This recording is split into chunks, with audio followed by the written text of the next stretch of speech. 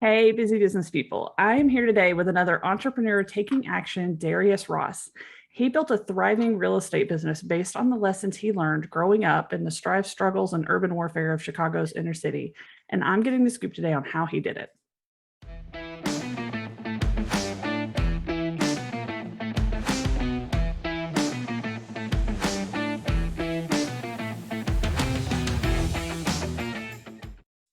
So, to kick things off, I mean, like you learned a lot of hard lessons growing up in Chicago's inner city. Like, what was that like?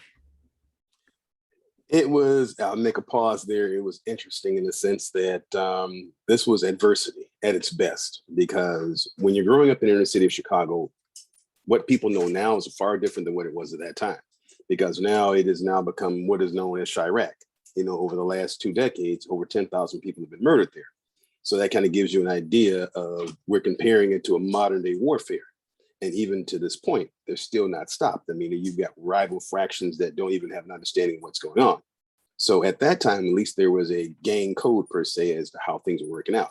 So when you look at that concept and you look at the violence that was happening, you look at how you had to go from different territories, be careful of the colors you wore, be very careful of who you're associated with. And then you're going to a Catholic school. So that made it all more different. And then I'm going to a seminary. So that was even more controversial. And then you're Catholic, which is another controversy. So you're in the middle of a situation where everything was all different. And so having said that, you had all the dynamics for the perfect storm to where either one or two things are going to happen. You're either going to become part of the enemy that you're now faced with, or you're going to turn around and do something completely different, 360. So that kind of gives you the backdrop of what was happening there. We're looking at the go-go 80s with the crack epidemic. So that was another thing that was going on. That is a lot to have to overcome. So it's like, obviously you had a lot to work through growing up. Like, when did you decide that you wanted more for your life, that something needed to be different for you instead of, following, I guess, in the path of everything else around you? I was actually 6 years old, and I used to look out the window. We lived on the west side of Chicago, and there was a building outside. Now it's called Willis Tower, but it was the Sears Tower, which was the infamous Sears on Roebucks. And every single day I would my mom would have a habit of tearing my boxes down. So I'd take the boxes, build up the Sears Tower, and create my own imagination of this tower, because I wanted to be in the architect business, construction, real estate, and so forth. So that began at age 6.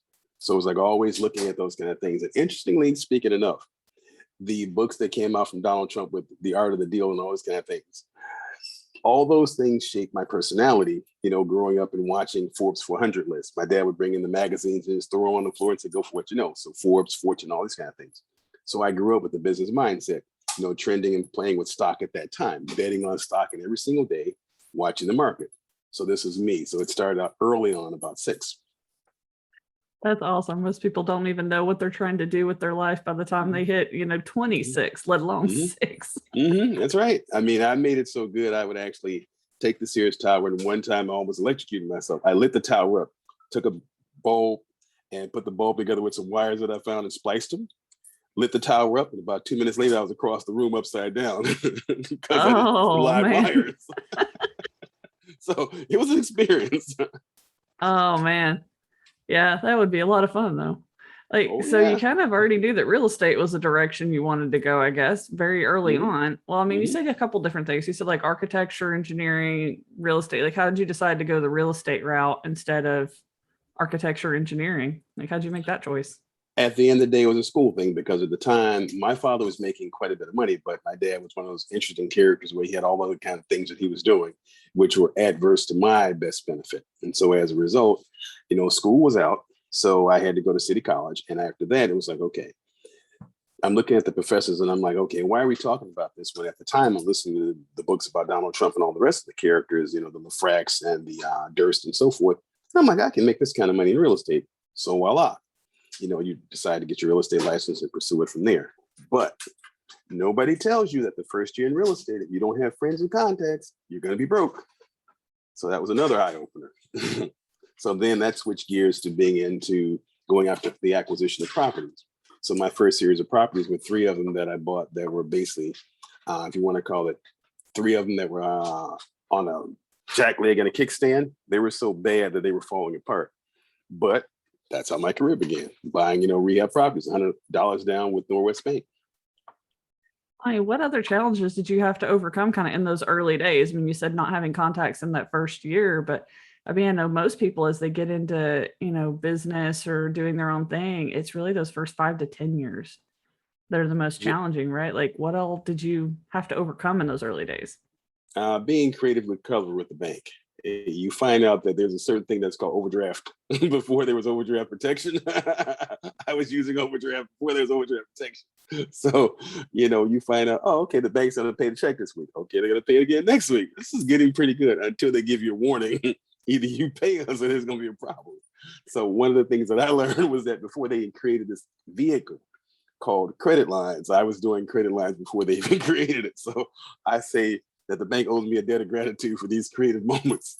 But that was one of those things, as an entrepreneur, you create things that nobody else realizes. I remember I actually got started on that because I forget his name at Federal Express. Fred, I can't think of his last name. He was the entrepreneur that developed Federal Express. And he actually bounced a check to get the airplanes and the fuel. And I'm thinking, well, he can pull this off. I can try this off. This is in the 70s. So that was one of those moments where, as an entrepreneur, you do what you got to do to make payroll. You do what you got to do to make it happen. And you get creative. The same thing with, a credit card. You got 10 credit cards, you make use of them. The bank doesn't know what you're doing with them. So all these things play into how you create your empire. Entrepreneurialism is about hustle, about grind, about grit, and about being creative. I like that. I like that a lot. That's pretty good. So we've talked a lot about kind of your past. Let's fast forward. Like, what does life look like for you now? What are you doing now? Now it's about the events, the opportunities. You get all the toys and the trinkets. You get the ability to hobnob with people that you never even dreamed about, other than seeing in the magazines and so forth. Being able to be a junior trustee at the Carnegie Hall, being able to be at Lincoln Center and be part of their junior boards and so forth. And, that whole concept of places in New York that you never thought about being at the WWD forums when there's a fashion week, being able to go to, Arthur Ashe Stadium and actually sit on the ground floor, things that you never dreamed about because of that fact that when you look at the early days, you can laugh about it. The early days when you got the bank saying to you, if you don't pay us, you're going to jail versus you look forward and you go, whoa, think about all those moments. That's what it's about now. It's like being able to have, I call it the UCU money. Do what you want, when you want, where you want, however you want. That's where it's at now. I like that. Now, I mean, is there anything that you would do differently looking back on your journey, like to get you where you are now? I say this is a very important thing for parents of potential entrepreneurs. And this is very important. Understand that the kid that's very mischievous or is doing somewhat of a criminal activity that it seems, that kid is a fringe kid for genius. And sometimes you have to guide them in the right manner because it's very important as a parent, because my parents didn't necessarily realize that I was mischievous, but that should have been guided just a little differently because they just didn't understand that path. So it was like always trying to figure out, you got something going on, whether it was the penny pool operation they had going on, whether it was a porno operation in, seminary that you're selling to the guys going, listen, I got these tapes. I got these hot tapes, whatever the case may be. You've got to be able to guide that kid. Now, for those junior entrepreneurs or those who want to be entrepreneurs, the thing to understand of it is this is not a thing that you just enter into for fun. It's a lifestyle.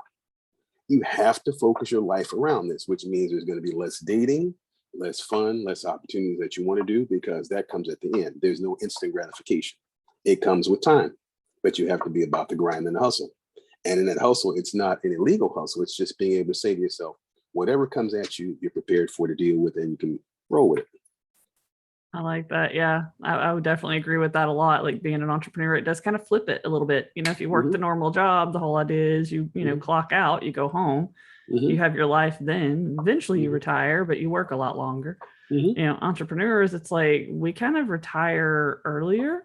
We don't have to work as long for as long. That's right. But we give up those early days. You really do. That's right. That's right. And that sometimes is not a year or 2 years. Sometimes you're facing and fighting for the same dream 10 years later. And everybody's going, would you stop? Would you stop? And you're like, no, I see it. The light's still in your vision. And sometimes at the 10th year, when you're saying all else has failed, you get that phone call. It's a client. Voila, it opened up. But it was 9 years before then that you were saying 3,968 days, I failed. You didn't fail. You just didn't stay in it long enough. Okay. Yeah, my kids are just now starting to have that realization as they move into adulthood and they've started working with me. My son the other day, he was like, Mom, I get it now. And it's like, thank you. That's right. That's right. 18 and under, they didn't catch it. Yeah. He ended up being a little different. So it's like, speaking of raising your kids different. I mean, he finished up his 10th grade year of high school and he's like, Mom, I'm not learning anything. Do I have to do this for 2 more years? I was like, well, I mean, he's like, what other options are there? And it's like, well, I mean, there are options. You can get your GED. You can go ahead and go out in the world. I was like, but you need to prove to me that you're going to do the work. So he did. He spent the summer learning and training and doing stuff, and he put the time in and he taught himself to do stuff. He actually edits our podcast episodes and he taught himself to do all that. That's right. And so I let him do it. I mean, he just finished his GED. He graduated honors in the GED program, which I didn't even know was a thing. But that shows you how gifted he was. Yep. So he did that. He just decided he was going to fast forward his life by 2 years, and he had thought it through and he presented it well. And it's like, okay, non-traditional, but there you go. So it's like, I agree with you completely. You do kind of have to think about it a little differently sometimes when you've got a kid doing something weird, Yeah, because every kid's not a 4-year kid for $300,000 in debt. In my industry, construction is not a bad thing. Whether you're a plumber, pipe layer, or anything else, at the end of the day, that's still $100,000 salary minus the debt. Most kids aren't getting that now. You don't have the debt. So you can be handy with your hands and not have to deal with all the stress that goes on. You can create your own business with your own hours. Yeah, there's so many ways to learn nowadays that it's like you just don't have to go to college for most things. I mean, there is, obviously like doctors and lawyers and stuff like that. There is some schooling, but most things nowadays, I mean, he taught himself how to do stuff in minutes that you would have had to do 2 years of school for. It's like, it's a new world. So I love it. So like, I want to give you a chance to kind of tell our audience a little bit more about your businesses and what you do nowadays. Like, tell us about that. Like, what do you do? How can someone get in touch with you? It is real estate and business acquisition. So currently now I'm creating what is going to be, this is another one of those moments when I say about the dream. I've been working on this process of the construction and real estate industry and realizing how fragmented it is. So my goal now is to create a $100 billion real estate and construction conglomerate that's based upon the 6 continents and being able to deal with all the major infrastructure projects that are going to be going on in Africa, particularly in India, because we now have the African continent with 4 billion people. Lack of housing, lack of roads, lack of railways, lack of transport, and so forth. That's a huge market. So I'm looking at capitalizing there, in addition to the fact the same thing with India and the whole Pakistan and so forth here in East Asia. So that's a huge market. So with the new population, what the world is expecting in those emerging countries in the next 25 years, you're looking at potentially speaking probably another 4 or 5 billion people that will have no place to stay. So that's part of the goal now. So now the issue of the hour is now transcending and actually setting up operations in those countries and beginning the transition of setting up operations there while COVID is going on, having that downtime and getting in there, and then in the same token, growing it from there. So through acquisition and or the training of our workers there. Now, as far as getting in contact with me, they can get in contact with me. My site is dariusaross.com. So that's a new site we've got coming up. And so they like my rhino on there because the rhino is my mascot. Tough and hungry, and he has unstoppable. I like that. So it's Rhino Man. I like that a lot, man. Yeah, you've definitely got some challenges coming up for you with COVID and everything and trying to conquer all that. So, but sounds like you definitely know how to get stuff done when you need to. So we try. Do you have any final tips or advice that you want to share? Like, most of our audience is entrepreneurs that are working on kind of scaling up their business and getting to that dream lifestyle. Like, anything you want to share with them? One of the most important things is to understand your skill set. Not everyone is capable of everything. So have the right team, as you mentioned about your son being in your team, have the right team members that actually understand your vision. Because that was one of the biggest things that I failed miserably at the very beginning. The wrong team members will cost you lots and lots of money because they'll go along with the paycheck versus they have the interest vested in the dream. And so one of the things I say to you, you must ask on the interview, point blank, what purpose do you serve? Because ask them right off the bat, what purpose do you serve? If they go blank faced on you, show them the door because you already know what you're dealing with. If they come back with you with a strong, solid answer and back it up with facts, you can hire them. But that's one of the most important things. Understand your team and your skill set. And then the last thing of it is be able to appreciate your vision is not going to happen overnight. It's going to take time. It's going to have to take patience. and there's no instant gratification. And even when you get the money, you're still struggling because it's struggling to the next tier. Yeah, I like that. I know the whole, like, I call it superpowers. Mhm. It's one of the things I teach people a lot. I'm actually launching a 90-day program called Superpowers Okay. into Sales.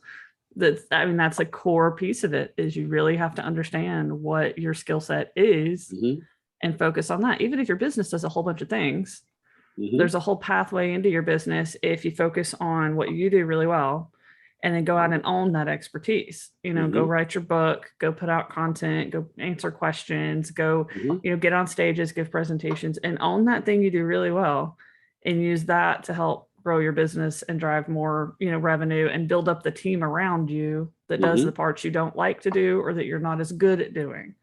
Because I feel like not like to do is really important. If you don't like to do it, you're not going to do it as well as the person you could hire that loves to do it. And the other thing I want to add to that is compensate them well.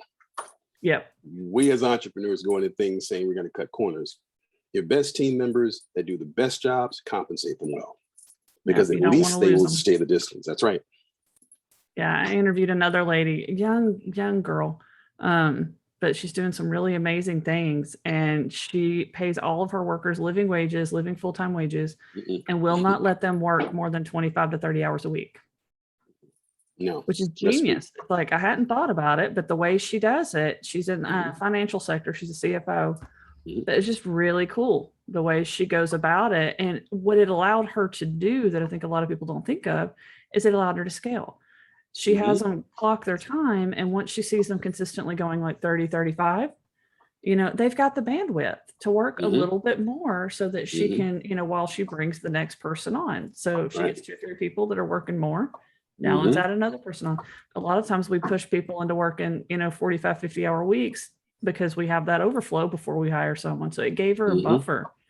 And I mean, those people are never going to leave her, because where else are you going to, she's going to have them for ages. So it was really smart. It was a really cool interview. I've been interviewing so many young kids. I feel old. I'm only 38 now, making me feel old. I'm interviewing these like 24, 26-year-old kids that are just doing like things that people that have been in business for 20, 30 years hadn't even thought of. It's truly an eye opener. It's interesting now, like I said, at 56, see, I think even from your vantage point and saying, I've got 18 years on you, the vehicles and the tools that were given to your generation weren't there for mine. It's like the mobile phone. We began the mobile phone, but we didn't understand the use of it, right? The whole apps and so forth. And that generation now, they've grown up with the apps. So it makes things so easy. We didn't have that. We had the encyclopedia. There was no such thing as going to an app. It's like, oh, okay, I'm in that weird little, I think, what is it they call me? They call me an elder millennial, I believe, because like I grew up with, we didn't have computers in our houses until I was like, late teens. I didn't have a phone until I was an adult and had kids. I had a pager in high school. That's right. And it's like we had dial-up internet. So I was like right at that, like I still understand. Like I had a set of encyclopedias. That's how I looked stuff up. So it's like I still love like the fact that you can ask Google questions to get answers is amazing. I have Google smart speakers all through my house. I think it's great. The kids won't even bother to Google stuff most of the time. They're like, I don't know. It's like they know the information's there. So they don't seek it. It's such a weird little shift. It's like me. We didn't know stuff back then. You'd argue with people left and right about things. That's right. It's like you didn't know. You might remember and go check out a book in the library the next day to get the answer and prove someone wrong. You couldn't just look it up. That's right.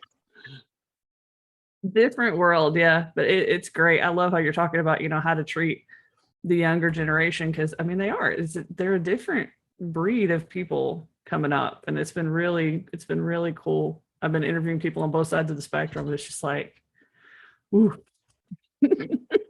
inspiring. So, but yeah, thank you so much for doing this with me today. I know we're right at about our 20-minute mark, which is where I try and keep these so people can listen to them and get the value.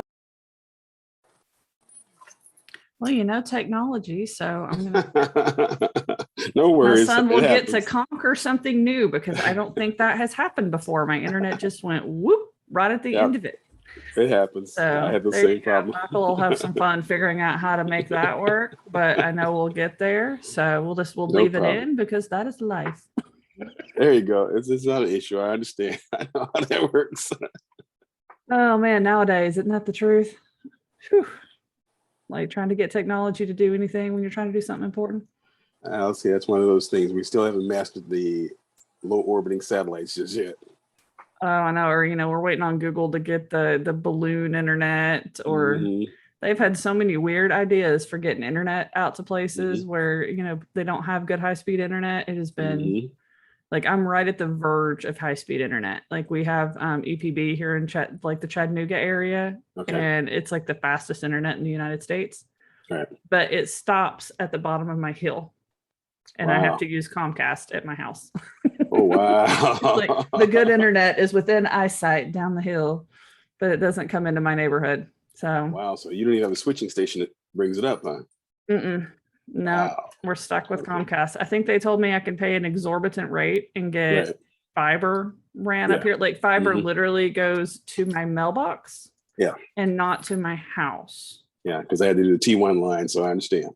Yep. So I think they're trying to make me get that way. My internet's been blinky here lately, so I think that's what they're going for. So yeah, we need to Google to get those balloons going. They were doing balloon internet. They did there was the weirdest thing. They did flushable internet at one point. Like you can look it up. They were like flushing it down the toilets to get, which is just the craziest thing. That's it. So we're just waiting on Google to take over the world. That's all it is. Apple's got the phones, they can have everything else. Oh, I know. Apple's working on it right now. I know they made some changes that has rocked most of the marketing community. It's basically made Facebook not work anymore. Like Facebook ads don't work anymore. And then they just turned something on that even I'm seeing the other day, because usually I don't muck around in a lot of those little sandboxes. And they did something with email. And even I'm noticing now the email open rates and click-through rates and stuff are starting to go down. They just turned it on. I think Monday was when it turned on. Absolutely crazy. I mean, I get it for data privacy, but it kind of makes me wonder, what is it going to look like, when the internet can't tailor itself to you anymore because you've locked out everything. I kind of like the internet tailor itself to me, That's it. Welcome to the box. Yep. That's it. Oh man. Well, thank you so much for coming on and doing this with me pleasure. Today. This was great. I love it. So thank you so much. And to all of our audience today, like entrepreneurs, this is your call to take action, right? To take, some of this advice that you've learned today from Darius and from a lot of our other experts, and join our community at etatoday.zone and learn how to build a business that enables your lifestyle instead of taking over your life. Bye guys.